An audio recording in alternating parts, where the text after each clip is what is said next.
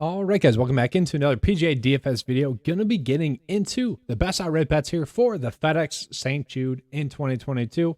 And just real quick, I don't know about you guys, but just like reading up on PGA Tour's write-ups for the FedEx St. Jude, just talking about it real quick because I didn't really mention this in the first video. Just so you guys know, I don't like to have the fluff too much, and that was already a long video, so I apologize for that. But the fact that it was the FedEx St. Jude Invitational in 2018, and then they say in the write-up, and they even said this when it happened, it's like they elevated it to a WGC event. And us as golf fans, as PGA DFS players, know that it's the exact opposite. And it just like makes me so mad. Like, no, you did not elevate it. You made it worse. You made it much worse, okay? And it's just something that makes me mad, okay? Because for the players, yes, it's elevated and whatnot, WGC event. That's great for them. For DFS players, we lose some edge there. Okay, it's just not as fun. More players in the field equals bigger edge. And so that's just something that always grinds my gears whenever I see this tournament in regards to them saying elevated. Okay, so just to recap, 2018, prior to that, it was the FedEx St. Jude Invitational. The last 3 years, WGC, FedEx, St. Jude. And now this year, it's going to be a cut of the top 70 players, okay? So there we go. Now we're going to break down the best bets here for the WGC, FedEx, St. Jude, not Invitational, not WGC, just the tournament. Okay, so just using the 9 to 5 betting tool. This is the tool I typically use for first round leader betting. Pretty simple there. So just looking over it, let's go like Vegas win percent, just kind of what they're seeing there based off the golf odds there. So Vegas is giving about 11% odds for Rory to win at 9-1, and then a bunch of players just at like 7% chance to win. Okay, I have to adjust the 9 to 5 win percent. I don't know what's going on there. It's just a bunch of solid players. I have to check that out. I apologize for that. There's just something wonky going on there with the win percent there, at least for the top guys. So I apologize for that. This is win percent over the past like 20 starts. Let's see here. Rory ranking out well. JT ranking out well. Cantlay obviously ranking out well. Tom Kim ranking out well there with last week's win. John Rahm, no surprises there. Let's just see who like 9 to 5's win percent likes the most, just to see. Roy, Xander, Cantlay, JT, no big shocks there. No like big names really popping up there too much. Just the percent's a little off, and I apologize for that. But win rank, no big surprises there from what the odds are saying as well. Maybe Max Homa is the best value there, and maybe JT Poston is the best value there. So part of what goes into the win rank for me is we already run all the data for that week. We're doing all that stuff, but we are also factoring in, I call this kind of like the Sam Burns rule.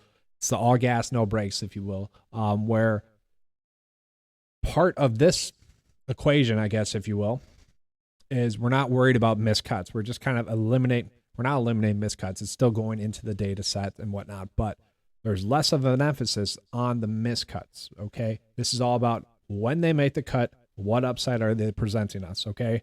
So like someone like Max Homa and JT Poston, it's not too shocking that they're popping up there, okay? And that's part of the equation there. And obviously they've won where Will Zalatoris has not. That's why they're popping up there a little bit more, just so you guys know kind of what's going into that. And this is just showing you guys kind of what it's looking like. I'm going to show you guys the players that I think have the best chance to win and kind of compare it as well. So let's get back into that cheat sheet that I always like to use, the 9 to 5 cheat sheet. Just going to make it a little bit smaller here.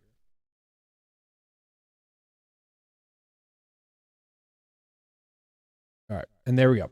So the players that I actually think have a great chance to win, well, these are all the core plays from yesterday's video, from Monday's video. If you haven't watched that, check it out. Rory makes a lot of sense, 9-1. We don't exactly love that. Xander I like a lot, actually, 14-1. You'd easily go with that.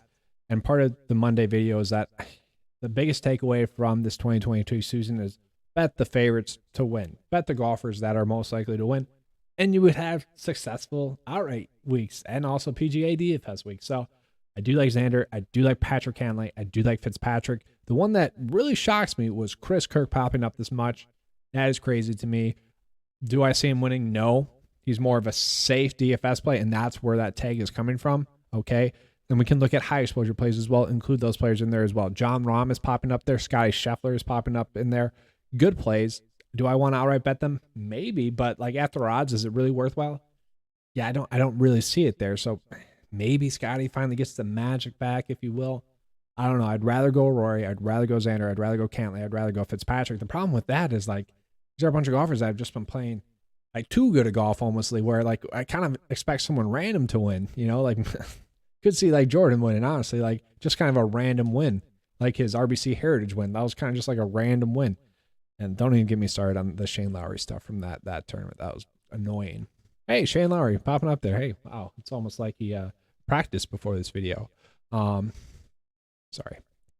Cordy Connors, don't mind. I just don't see him winning. So let's just look at like the full player pool. So I already mentioned in the first video that, you know, part of what makes DFS that can be fun is like Cameron Young. Cameron Young has been so annoying. So he ranks out 11th best in the 9-to-5 model, which actually with the betting sheet, he only ranks out 18th most likely to win. That's because he hasn't won yet. Okay, that's part of it. But the upside has been there. We've seen that. So many runner-up and third-place finishes. A top 5 staff in the field. Like if there's ever a week for him to kind of, I don't want to say win an event that doesn't matter, because obviously it does matter. But I don't want to say we've seen some random wins at this event, but I could just see Cameron Young putting it all together finally this week in the playoffs, kind of when it matters most, clutching up again for like the 8th straight tournament in a row that it just wasn't enough for. Like I could just see that happening here. And I don't know if you guys can, but I just cannot not bet him, you know. That's just this week for me. Call it conviction if you want. If you want to call it conviction, you can. I just like it a lot. Russell Henley, the second best staff in the field, like, 2 straight top 10 place finishes in a row. You could roll with that as well. And all I'm trying to do is give you guys the information to, you know, make some potentially good bets. I don't mind JT Poston. I really don't. Just that form it's good enough. The 21st place finish last week was a little bit disappointing. I could see that. I could see him being in contention. I don't really see him winning, and that's part of this process that we're going through here. I do love Scott Stallings. Okay. 13th place finish, 10th place finish, 4th, 8th, 2 bad starts, a 4th. Like that has just been him this season. That upside's been there. Tie in the ties, the local ties, the Tennessee ties. He becomes super interesting, okay? Super interesting. 30th place finish at this event when it was an invitational. So good start there. He is just a very interesting name. And at his current odds, like that is highly intriguing to me. You know, 131 for a guy that's kind of been in contention the last few tournaments. Has seemed like a guy that could break through and get a W. Like that makes sense. So really, guys, what it's coming down to for me so far, thus far, at this point in the week is I'm looking at maybe JT Poston, probably not. Okay. Maybe Russell Henley, probably not. Maybe though. No. Can he start making some freaking putts? I don't know. We'll see. But I do really like Scott Stallings. And these are like the same players I always bet, which is annoying, but it works. So Cameron Young, maybe Jordan. I actually don't mind Jordan. So Cameron Young, Jordan, Scott Stallings. And then really, and I know my strategy is to bet only the top 5%, but let's just throw in Fitzpatrick, Patrick Cantlay, Xander, and Rory. I almost would rather bet Rory to not only, let's just pull it up here, to have the first round lead, because I'm sure he's most likely, and if he has the AMT time, I might just do that. To have the first round lead and win. Maybe not wire to wire, but I would say first round lead because he's one of the most likely to have the first round lead and then also win. Just so you could potentially get a little bit better odds. This is something I did with John Rahm at the Mexico Open where he was just a class of the field. I was like an 18-1 instead of like 4-1. I don't mind that approach with Rory this week as well.